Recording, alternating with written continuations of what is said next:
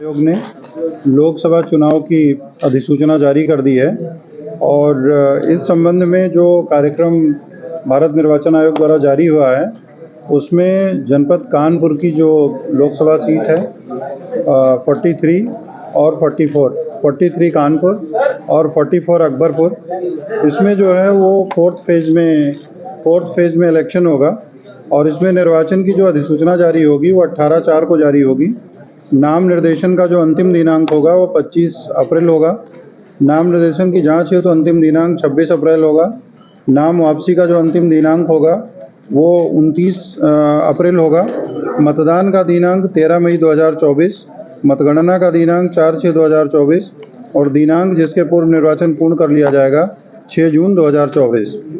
अगर हम अपने जनपद में विधानसभा क्षेत्रवार मतदाताओं का विवरण अर्हता तिथि 1/1/24 के आधार पर देखें तो जनपद में कुल मतदाता 35,76,785 हैं। इसमें अगर आप पुरुष और महिला और जो थर्ड जेंडर है उसको अगर आप देखें तो 19,11,450 मतदाता पुरुष मतदाता हैं। महिला मतदाताओं की संख्या 16,65,126 है और थर्ड जेंडर 209 है। तो इसी तरह से हमारे जनपद में जो इम्पोर्टेंट बात है वो प्रथम बार जो वोटर बने हैं 18 से 19 आयु वर्ग के कुल मतदाता 55,434 मतदाता, ये नए मतदाता जो है जोड़े गए हैं इस बार। इसी तरह से जनपद में कुल 26,478 दिव्यांग मतदाता भी अपने मताधिकार का प्रयोग करेंगे। अगर हम 80+ आयु वर्ग के लोगों को लें तो 53,134 मतदाता जो है अपने मताधिकार का प्रयोग करेंगे।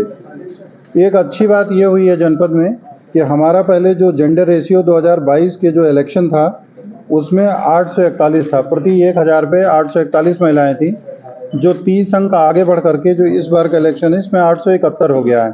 तो ये एक अच्छा जो है इसमें साइन रहा है। और ख़ास तौर से एक चीज़ और मैं बताना चाहूँगा कि हमारा जब 2022 का जो इलेक्शन हुआ था उसमें जो हमारे पोलिंग स्टेशंस थे वो 3,514 थे और अब की 100 पोलिंग स्टेशन और बढ़ गए हैं, 3,614 हो गए हैं। कहने का अभिप्राय ये है कि बहुत सारे मतदाताओं को जिनको थोड़ी सी दूरी तय करनी पड़ती थी अपने वोट कास्ट करने के लिए, तो 100 जगह हमने ऐसी जो है 100 केंद्र ऐसे हमने बनाए हैं, ख़ासतौर से 100 पोलिंग स्टेशन जो एक्स्ट्रा बनाए हैं 2022 की तुलना में। तो मुझे उम्मीद है कि इसके आधार पर हमारा इस बार का वोटिंग परसेंटेज अच्छा होगा। जनपद में प्रत्येक विधानसभा में एक पिंक बूथ भी बनेगा और इसी तरह से जो है प्रत्येक जो विधानसभा होगी उसमें एक पिंक बूथ भी बनेगा। साथ ही एक PWD जनपद में एक PWD द्वारा मैनेज्ड बूथ जिसे हम दिव्यांग बूथ बोलेंगे वो भी स्थापित किया जाएगा।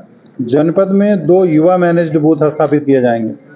इसी तरह से प्रति विधानसभा एक मॉडल बूथ भी स्थापित किया जाएगा।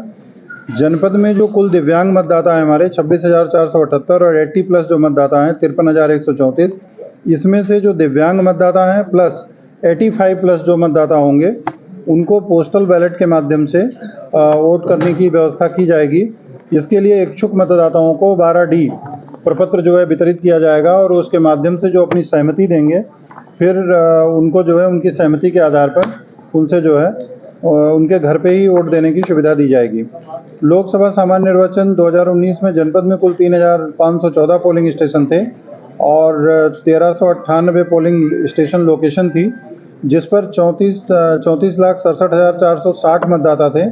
तो इनकी संख्या जो है बढ़ करके मैंने जैसा कि आपको बताया कि अब हमारे मतदाताओं की संख्या लगभग 2 लाख से ऊपर हो गई है, 36 लाख।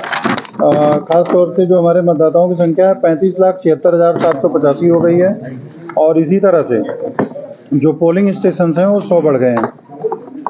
जो हमारी जो पार्टियां रवाना होंगी पोलिंग कराने के लिए वो सभी कृषि उत्पादन मंडी समिति नौबस्ता हमीरपुर रोड कानपुर नगर से प्रस्थान करेंगी। सभी 10 विधानसभाओं की जो पार्टियां हैं और जो भी मतदान होगा मतदान के बाद जो हमारा प्रयुक्त EVM VVPAT ये कृषि उत्पादन मंडी समिति नौबस्ता हमीरपुर रोड कानपुर नगर में जमा की जाएंगी और यहीं पे मतगणना भी होगी। नाम निर्देशन पत्र जो है 43 कानपुर के लिए नाम निर्देशन पत्र वो न्यायालय जिला मजिस्ट्रेट कानपुर नगर में जो है लिया जाएगा। इसकी अधिसूचना पृथक से जो है हमारा जो है 18 अप्रैल को जारी की जाएगी। और इसी प्रकार से जो 44 अकबरपुर लोकसभा निर्वाचन क्षेत्र है, उसका जो नॉमिनेशन लिया जाएगा वो न्यायालय अपर जिला मजिस्ट्रेट नगर कानपुर नगर के न्यायालय में जो रिटर्निंग ऑफिसर हैं इसके उनके माध्यम से लिया जाएगा। इसकी अधिसूचना 18 अप्रैल 24 को जारी की जाएगी। और मिश्रिक का जो हमारी एक असेंबली कॉन्स्टिट्यूंसी मिश्रिक पड़ती है, चूँकि हरदोई से वो लोकसभा बिलोंग करती है, तो हरदोई में उसका नॉमिनेशन जो है लिया जाएगा वहाँ पे।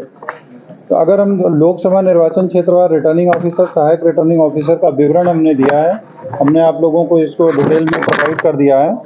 इसी तरह से जो नोट विभिन्न कार्यों के संपादन के लिए, निर्वाचन संबंधी विभिन्न कार्यों के संपादन के लिए हम लोगों ने जो है प्रभारी अधिकारी और नोडल अधिकारी तैनात किए हैं, उनकी भी सूची डिटेल में आपको जो है प्रोवाइड कर दी गई है, ताकि उससे रिलेटेड जो भी कोई कंप्लेंट या कोई ऐसी बात आती है तो आप लोग उनके कंसर्न जो हमारे ऑफिसर्स हैं उनके संज्ञान में लाएंगे। जैसा कि हम आप सभी अवगत हैं कि भारत निर्वाचन आयोग के द्वारा निर्वाचन की अधिसूचना जारी किए जाने के पश्चात जनपद में आदर्श आचार संहिता प्रभावी हो गई है और आदर्श आचार संहिता के अनुपालन के लिए टीमें गठित की जा चुकी हैं। और अभी जैसे ही अभी ये प्रेस कॉन्फ्रेंस समाप्त होगी, इसके बाद इसके लिए जो भी अधिकारी हमारे तैनात हैं, चाहे वो ग्रामीण क्षेत्र में, चाहे नगर निकाय क्षेत्र में, नगरीय क्षेत्रों में, सभी की एक मीटिंग होगी और उनको निर्देश दिया जाएगा कि जहाँ कहीं भी वॉल राइटिंग है, जहाँ कहीं भी इस तरह के पोस्टर्स लगे हुए हैं, पम्पलेट्स लगे हुए हैं, उनको 48 घंटे के अंदर उसको पूरी तरह से जो है रिमूव कर दें। तो ये हम उनको निर्देश जो है देने जा रहे हैं। और आप सभी जानते हैं कि आचार संहिता जैसे ही स्टार्ट होती है वैसे ही निर्वाचन व्यय के अनुवीक्षण वगैरह के लिए टीमें गठित हो जाती हैं। तो अभी हमारी जो फ्लाइंग स्क्वाड टीम है वो तत्काल एक्टिवेट हो जाएगी आज से ही। और